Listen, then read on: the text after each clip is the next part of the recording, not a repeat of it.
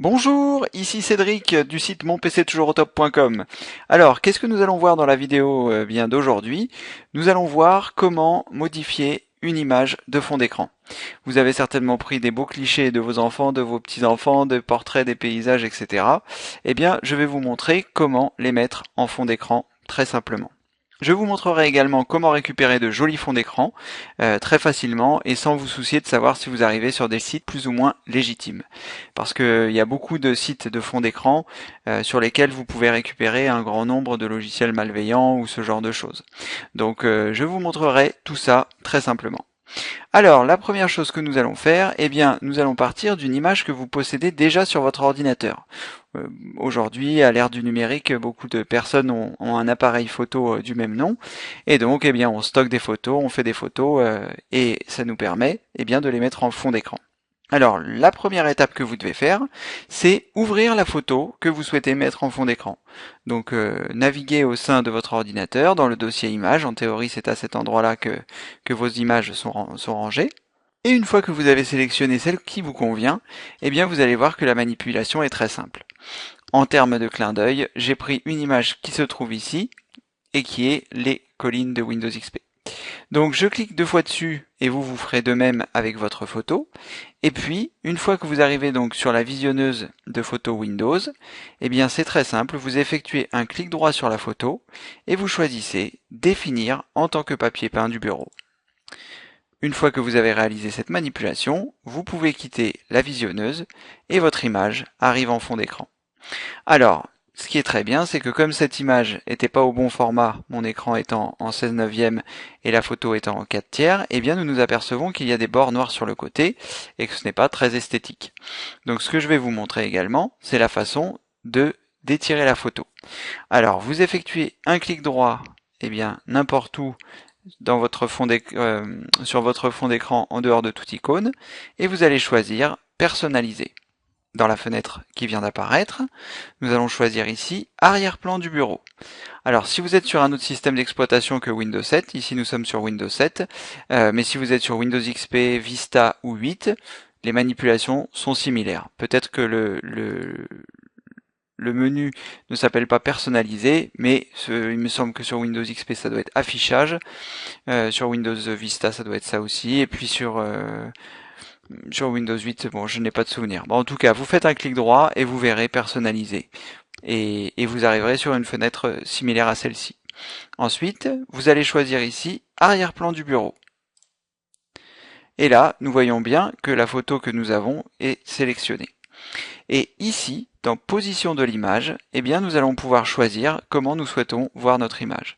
Donc là, elle est centrée, c'est-à-dire qu'il a gardé les proportions, hauteur, largeur, et il a centré l'image. Donc comme c'était une image qui était carrée, et que mon écran est horizontal, eh bien, j'ai les bords noirs sur le côté. Donc je vais avoir la possibilité ici de cliquer sur Centrer, et de choisir différentes options.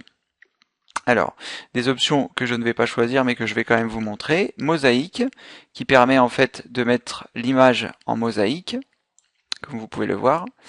Ensuite, vous avez étiré.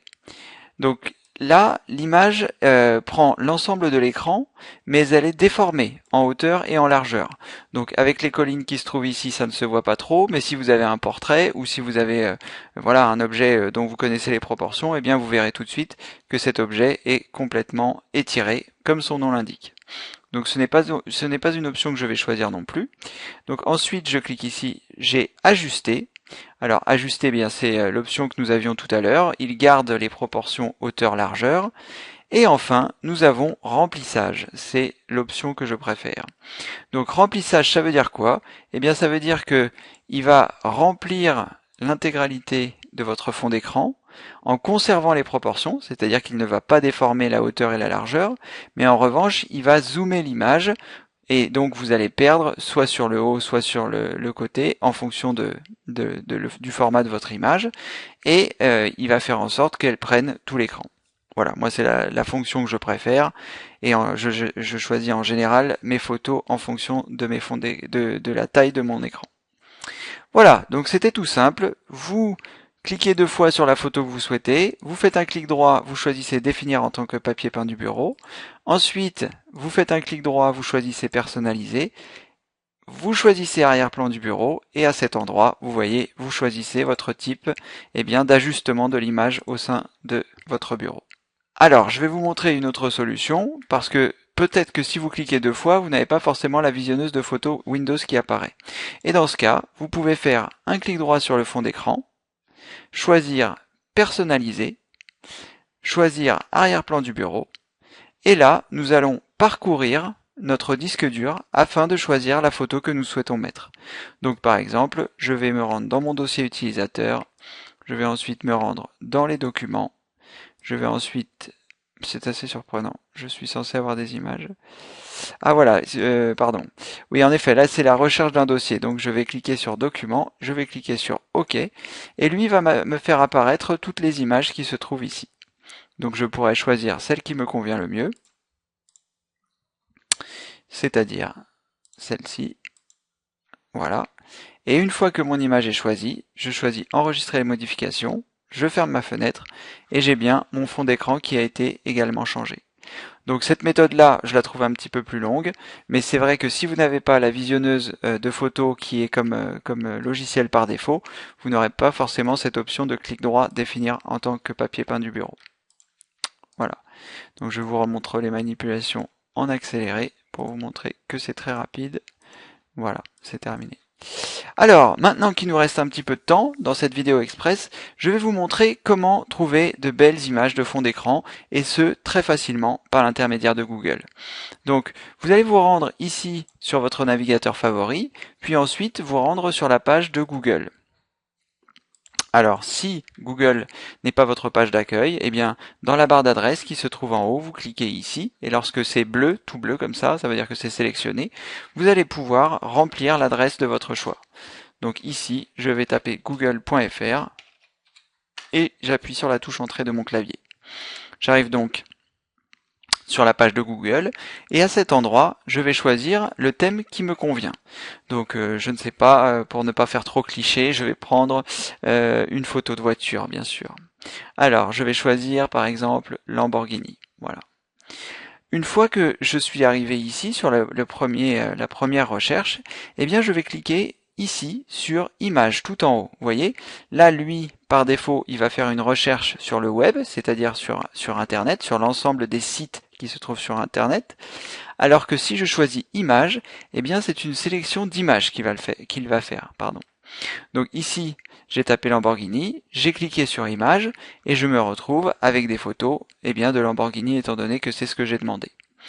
Ensuite, une autre astuce que je vais vous donner, parce que là vous avez énormément de photos, et elles ne sont pas forcément toutes adéquates en termes de taille. Donc ce que vous allez faire, c'est cliquer ici sur Outils de recherche, et dans la barre qui vient d'apparaître juste en dessous, vous allez choisir Taille, et ensuite Supérieur à et 2272 par 1704, ici. Et alors, en choisissant cette photo, vous serez sûr d'avoir une image qui est suffisamment dimensionnée, quelle que soit la taille de votre écran. Alors ici, vous avez un grand nombre de photos qui sont présentes. Vous allez pouvoir naviguer au sein de toutes ces photos, et lorsque vous aurez une image qui va vous plaire, eh bien, vous pourrez choisir cette image en question. Par exemple, prenons celle-ci un petit peu au hasard. Je clique ici. Ensuite, une fois que j'arrive sur cette page, je vais cliquer ici à droite, Image taille réelle. Alors, ça peut prendre un peu de temps, étant donné que les photos sont très grandes, et en fonction de la vitesse de votre connexion Internet. Donc laissez bien, l'image se télécharger, et une fois que l'image, vous voyez, comme ceci, est arrivée, vous effectuez un clic droit sur l'image, et vous allez choisir Enregistrer l'image sous. Moi, je vais l'enregistrer sur mon bureau, mais vous pouvez l'enregistrer n'importe où sur votre ordinateur. Je clique sur Enregistrer sur le bureau, je clique Enregistrer. Et maintenant qu'elle est enregistrée, je peux fermer mon navigateur. J'ai bien ma photo qui se trouve ici, et je vais pouvoir procéder de la même manière que tout à l'heure, c'est-à-dire j'ai cliqué 2 fois dessus, et je peux faire un clic droit et choisir Définir en tant que papier peint du bureau. Voilà, et lorsque je vais fermer ma fenêtre, je me retrouve avec le fond d'écran que j'avais choisi. Donc c'est une opération qui est très rapide. Là, elle a été un petit peu longue parce que je vous l'ai décrite, mais sinon vous vous rendez sur Google, vous choisissez les mots-clés qui vous plaisent, On va partir sur champ de fleurs, histoire de changer un petit peu. Vous n'oubliez pas ici de cliquer sur image. Vous n'oubliez pas ici de cliquer sur outils de recherche, taille supérieure à 2272. Voilà. Et ensuite, eh bien, par exemple, celle-ci, si cette photo vous plaît, vous cliquez dessus, vous cliquez sur image taille réelle. Vous voyez, là, j'ai pas eu le temps de le faire. Donc, j'espère que je vais avoir la possibilité de choisir. Donc là, j'arrive sur un site de fond d'écran. Il va falloir que je choisisse la résolution que je souhaite. Donc, en général, c'est une résolution 16/9 que je prends. Et je prends celle qui est dimensionnée pour mon écran, c'est-à-dire 1920-1080. Je clique. Et en théorie, je devrais voir la photo apparaître. Voilà, certains sites de fond d'écran, comme je vous disais, vous obligent à faire des choses. Ici, par exemple, il faudrait que je partage pour pouvoir visualiser cette photo. Donc, je vais revenir en arrière pour ne pas avoir à subir toutes ces choses que je ne souhaite pas faire. Et puis, je prendrai une autre image vraiment sans aucun problème. Donc, je clique sur celle-ci et je clique sur image taille réelle. Plus vous allez aller vite pour cliquer sur image taille réelle, et moins vous avez de chances de tomber sur ces sites-là. Très jolie photo. Je vais faire un clic droit. Je vais choisir enregistrer l'image sous. Je vais cliquer sur le bureau. Je vais cliquer sur enregistrer. Mon image se trouve ici. Je clique 2 fois dessus. Elle s'ouvre avec la visionneuse de photos. J'effectue un clic droit et je choisis définir en tant que papier peint du bureau. Et voilà, une très jolie photo de fleurs que je garderai peut-être pour plus tard. Voilà, vous savez comment maintenant mettre une image en fond d'écran, que ce soit à partir de vos photos que vous avez sur votre ordinateur, ou eh bien en allant chercher des photos de fond d'écran sur Internet. Avant de vous dire au revoir, voilà, si vous avez apprécié cette vidéo, qui était une vidéo express, je vous rappelle que mon autorisation par YouTube de faire des vidéos plus longues, eh bien, sera à nouveau disponible au mois d'août, donc fin août, je pense. Donc les vidéos un petit peu plus longues, eh bien, recommenceront dès le mois de septembre. Et puis, juste comme ça pour info, même si je vais essayer de quand même d'en parler dans un nouveau Quad 9 que je vais réaliser, eh bien, je suis en train de travailler sur la formation Windows 8 d'arrache-pied, donc j'espère qu'elle sera disponible bientôt. Peut-être elle sera même disponible si vous voyez cette vidéo dans un mois ou deux. Et puis voilà. Une dernière chose, si vous avez apprécié cette vidéo, n'hésitez pas à vous inscrire sur notre site pour recevoir toutes les dernières infos sur les vidéos. Alors, comment est-ce qu'on fait pour s'inscrire sur notre site? Je vais le faire rapidement parce que j'ignore à combien de temps j'en suis, mais comme je n'ai pas le droit à plus de 15 minutes. Donc, vous vous rendez sur la page de Google, vous tapez mon PC toujours au top. Voilà. Et donc vous allez arriver sur un ensemble de choses. Vous voyez ici il y a des vidéos que j'ai déjà réalisées. La chose la plus simple à faire, c'est vous cliquez ici sur le premier lien, monpctoujoursautop.com, vous cliquez, vous allez arriver sur notre site internet. Voilà. Et ensuite, vous voyez ici accéder à toutes les vidéos gratuites. Donc il vous suffit de cliquer sur le bouton pour accéder à la page d'enregistrement qui est juste après. Voilà, où je vous indique eh bien que vous allez avoir ici toutes les vidéos gratuites, plus toutes les nouvelles qui vont sortir. Vous recevrez un mail qui vous préviendra en temps et en heure à chaque fois que je fais une nouvelle vidéo. Comme ça, vous n'avez pas besoin de vous soucier de savoir s'il y en a des nouvelles. Vous aurez également le mini-guide de la sécurité Internet, qui est un petit guide que l'on a fait pour savoir comment se protéger des menaces d'Internet, parce qu'elles sont de plus en plus nombreuses. Et donc, nous avons réalisé ce mini-guide de la sécurité Internet avec Benoît, qui est mon associé et aussi ami, et nous avons réalisé ce petit guide qui est très pratique. Donc très simplement, vous vous inscrivez et puis vous recevrez un mail qui vous expliquera tout ce qu'il vous faut faire. Donc ici vous mettez votre prénom, ici vous mettrez votre adresse email, ensuite vous cliquez sur oui je m'inscris, vous allez recevoir donc un mail dans votre boîte email avec un lien. Il faudra cliquer sur ce lien pour valider votre inscription, pour être sûr que c'est bien vous qui en êtes à l'initiative, pour ne pas que des gens vous inscrivent en fait par mégarde. C'est pour lutter contre le spam. Comme ça, nous sommes sûrs bien que c'est vous qui vous êtes inscrit, étant donné que le mail est arrivé dans votre boîte. Si vous pouvez le consulter, c'est que vous êtes bien la personne à l'origine de cette inscription. Une fois que vous avez cliqué sur ce lien, vous recevrez un autre mail qui vous enverra toutes les vidéos gratuites qui ont déjà été réalisées par l'intermédiaire d'un fichier PDF, et puis le mini-guide de la sécurité Internet, qui est vraiment quelque chose qui est très important et selon moi indispensable.